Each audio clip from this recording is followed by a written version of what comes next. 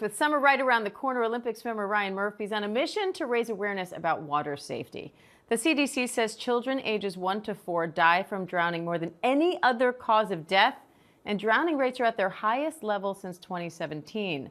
Now Murphy's hoping to change that by teaching parents some surprising tips, including to ditch the floaties and water wings. And world champion, Olympic gold medalist, and safety ambassador for Goldfish Swim School, Ryan Murphy's here to tell us more on this International Water Safety Day. Ryan, thanks so much for coming in. It's such an important topic. Yes, it is. And thanks so much for having me. By the way, the gold medal is here. I'm just going to hold on to it while we're talking. Congratulations on that, by the way. Thank you. All right, so let's jump right into your key water safety tips, because you say to designate a safe swimmer guard. Can you explain what that means and how it works? Yeah, I mean, really, you want eyeballs on your kids at all times. Obviously, a lot of the places that you go have a lifeguard that's overseeing the pool or the body of water, but you want to make sure that you're putting additional eyeballs there. I think another way to help yourself is to put your child in bright swimsuits.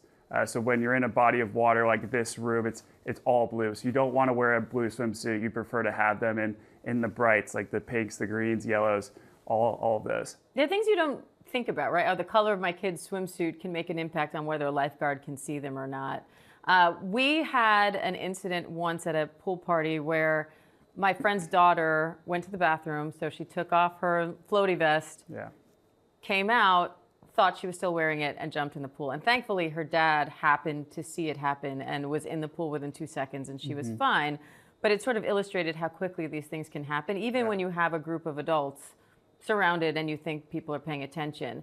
And so I found the next tip interesting, where you say ditch the floaties because they actually make kids less safe. And a lot of people are probably thinking, wait, I thought that's what keeps my kids safe. Yeah. I mean, I think in a sense, you want to go with the most safe item, which is a Coast Guard approved life jacket. So you want to be ultra conservative and ultra safe on that front. But then also it's good for teaching great habits long term.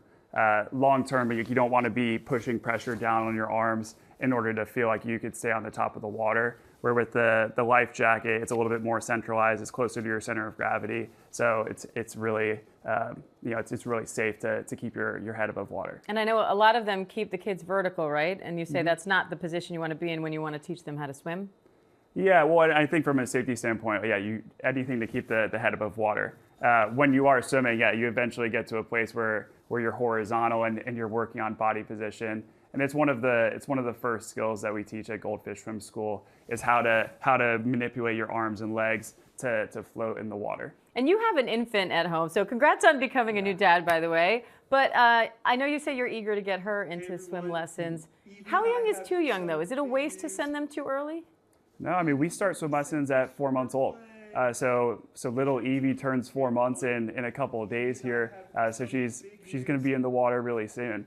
And those initial skills are really manipulating the arms and legs to float, and then also teaching the child, if you happen to fall into a body of water, to immediately turn around and try to grab the wall behind you. So you could start getting those reps at a really young age. And how much does this really make a difference? Do swim lessons actually how much do they reduce the risk of drowning? Yeah, I mean, they're really effective. So the latest research says that simply putting your child into formalized swim lessons reduces the risk of drowning by 88%. What do you think are some of the biggest misconceptions when it comes to water safety? Yeah, I mean, I think probably the biggest misconception is what a drowning looks like. I think in the movies you're seeing people flail and there's a lot of noise, a lot of splashing. In reality, it is a little bit more silent and can kind of go unnoticed. And so that's why it's so imperative to have eyes on your child and everyone in the water at all times. And you now own a Goldfish Swim School. What made you want to get so involved in this, and what's next for your family? Yeah, I mean, I think it's really cool to be involved in a mission-based business and to give back to a city that's given me so much. So I opened the swim school in my hometown of Jacksonville, Florida. And Jacksonville is a place where there's so many bodies of water, and there really weren't that many learn-to-swim options in the city. And so being able to make a positive impact in the city is something that I'm really passionate about. And to be able to do things like this and spread overall awareness of the importance of learn to swim. So what's your advice to people who maybe live in a city like me, don't have a lot of access to pools, and to people who think, this all sounds great, but I can't afford to send my kids to swim lessons. Yeah, and I mean, I think you could kind of just start with whatever you can do. Like, you know, you could learn general skills in a bathtub of just, you know, putting your head in the water and picking it back up, or a sink, and just kind of start with what you can do, and over time try to build from there. All right, Olympic world champion, gold medalist, Brian Murphy, we appreciate your time today, and thanks for letting me hold your medal. This was really special. Absolutely. Thanks for having me. Thank you, and congrats again on the baby. Thank you.